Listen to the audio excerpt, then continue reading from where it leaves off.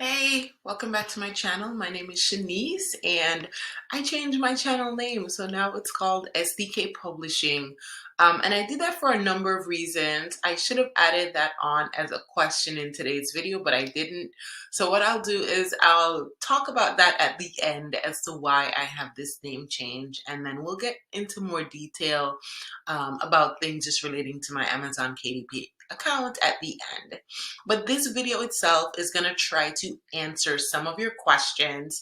It's always hard for me just to sit down and film a video, so I thought I'd put it together in a little presentation, and that just kind of motivates me to do it. I mean, I'm coming from a teaching background, right? So I feel like the more I make these presentation slides, the more likely it will be for me to upload videos regularly, which is my goal. So we're going to get into these questions. All right, so the first question I want to answer today is, in which ways did you promote your journals or your Amazon store in general? And so the answer to this is multiple ways, right? So I use three main methods to promote my journals.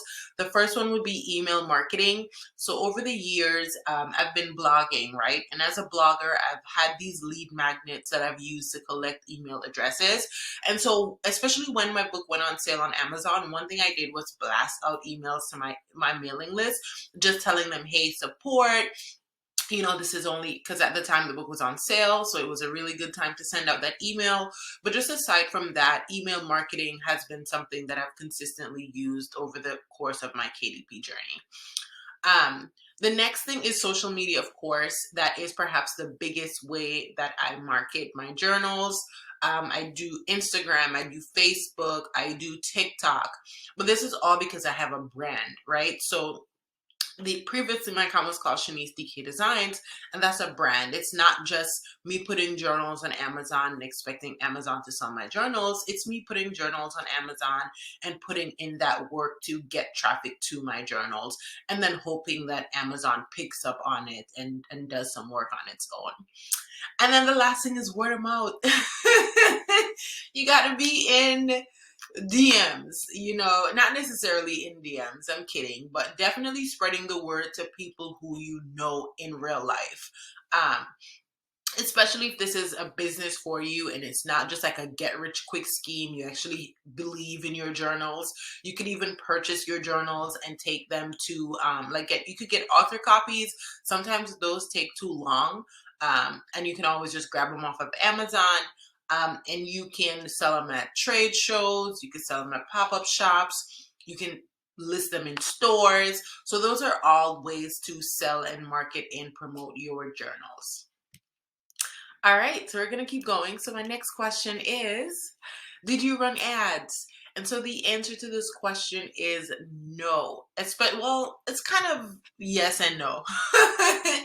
So for my best-selling journal, I did not run any ads whatsoever.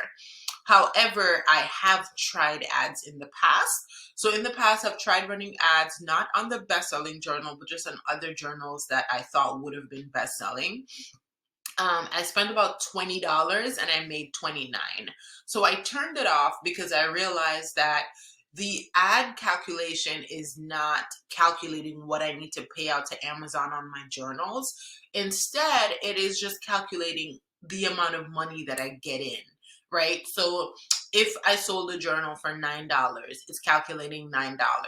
But in reality, I only make about two something, like maybe $3 on a journal that I sell for $9. So to me at the time it wasn't really worth it, and so I did turn those ads off. Yeah, my battery was about to die. Okay, next question. So my next question says, how do I get these things off? Oh, okay, whatever. Next question. So my next question says, what size are the page and the cover supposed to be? So this sounds like you're looking into getting into your KDP journey, but you are not sure of the sizing of what you're supposed to upload or what you're supposed to create or anything like that. So I use Canva a lot. I use Canva to create practically all of my journals. You can sign up for Canva with a free trial, and there's a link in my bio to do that. Additionally, I use BookBolt for pretty much all of my interiors when I first started out. Just those plain ones, lined interiors. I think the book that I have that was my best-selling book, I got that interior from BookBold. So there's also a link in my description for you to try out BookBold. So that's an easy way to get your interiors size perfectly to match your covers, and all of that if you're looking for just a simple way to do it. Additionally, I'm going to show you the second way that you can do this without using BookBold, just using what's provided by Amazon. And it's a very short video that I'm going to talk you through. All right, so essentially you want to go to create a regular journal, right? You're going to have to fill out this first page so that you can get to the next page, which is where you're going to see the sizing. So under print options, this is where you're selecting your trim size, you're selecting your bleed settings, you're selecting, if you want your finish to be glossy. So under trim size, it's literally telling you the size of the interior of your book. Once you scroll down to book cover, you can actually use the KDP calculator to see what size your book cover should be. It asks you for, a couple information that you need to fill out. You need to put in the amount of pages that's going to be in your book, the size of your book. You can take that from the trim thing we just looked at, and then it generates this for you. The great thing about this is that you can actually download the template, upload it directly to Canva or something like that, and then you can just make your cover. Like, you can turn down the transparency and then just design your cover based on that. So if this is something you want me to go, into more detail, just let me know in the comments and I'll make a video showing you exactly how you can design a cover, just kind of using this as the background. All right, next question. So are these print on demand? So the answer to this is yes. These journals are print on demand. Once you make them and upload them to Amazon KDP, your work is pretty much over. In terms of shipping out the journals, making the journals and things like that. But you do still need to market your journals. I think one big mistake that a lot of people make is that they don't actually market their journals, right? They just put it on Amazon and expect Amazon to sell the journals for them. And so I think that's a big mistake. But I mean, to each his own, right? So in the next few weeks, I'm going to be rolling out some materials to kind of help you all create your brand so that you're able to sell your journals. I did figure out something. I figured it out, y'all. Like, I figured it out and I'm gonna share it with you. I'm still testing it, but once I get it out of the testing phase, I will share it with you. But I think I have something big, maybe. We'll see. All right, so the next question, how did you find profitable keywords? And I thought this was an interesting question because I remember when I first started my KDP journey, I kept thinking about profitable keywords, right? How am I going to find the right keywords? Again, this is in that mindset that Amazon is going to sell your journals, right? Of course, you want your journals to be searchable. So if you're going in with that mindset, then you're going with the mindset of Amazon selling your journals, which is essentially what everybody wants, right? You want to go to sleep and wake up and your books have sold. And so this was difficult for me. I feel like, honestly, that I didn't. I still really feel like I didn't. I feel like this is something very tricky. It's touchy. This can also run you down lots of bad lanes in terms of trademark terms or copyright infringement. I remember when I first started out, I shared with you all that I had bullet in one of my descriptions, like bullet journal. And so, I had to like delete a lot of those journals that I had originally published that had bullet in the description in the keywords, because bullet journal is trademarked, right? So you can't really use it. So I didn't, but this is something that I do want to learn, and perhaps we can learn it together here on this channel. So we'll see how that goes. So my next question says, and I think this is my last question, but will you upload a new video and share how much you made in these months? And the answer to this question is yes. I will upload a new video and I will share how much I made these past few months. It's just that honestly, as I said in my last video, this is the most I've ever made. So I don't want to share that information until I get it. You know, so many things can happen in the space of a month. Nothing is going to happen. God is good.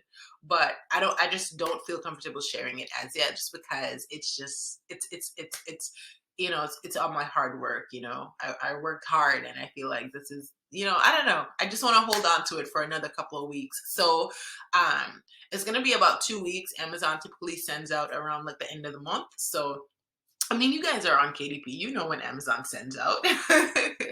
So around that time, I will post a new video just kind of sharing how much I made. But you know, the thing is, how much I made isn't that valuable to you. It just kind of shows you what's possible. And I get how important that is, because when I first started out, I looked at so many videos of how much people made because it shows what's possible. Um, but I feel like the more important thing is what I learned, right? Which is why every time I do a video that shares how much I made, I always share with you what I learned, or what I'm learning, or what I'm noticing. Because it's not about how much I'm making, it's about what are the actionable tips, what are the actionable steps that I can share with you so that you can have that breakthrough in your own KDP journey. And so in those coming weeks, hopefully I get around to making some more valuable videos for you all before I'm able to share how much I've made, but I will be sharing that information. And so, yeah, that is the end of this video. Do like, share, and of course, subscribe to my channel, especially if you're waiting to see how much I made. I hope you are subscribed. I'm still trying to get to the 4,000 watch hours here on YouTube. Thank you all for getting me to, what, I think I'm at like 1,600 subscribers right now, which is kind of crazy to me, but still working on the watch hours. I think I did read some material that said that that would be like the hardest thing to get, but I mean, I think once I start uploading consistently, I'll get there. But thank you all for supporting my channel thus far.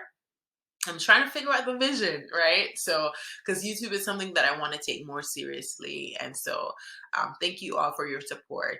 I've said that before. But yeah, so the name change. So SDK Publishing, I changed it just because I finally realized what people on YouTube were talking about when they said, when they don't share their KDP names and their KDP accounts and all of that, especially because they're opening up literally their bank statements to you when they show you how much they make each month.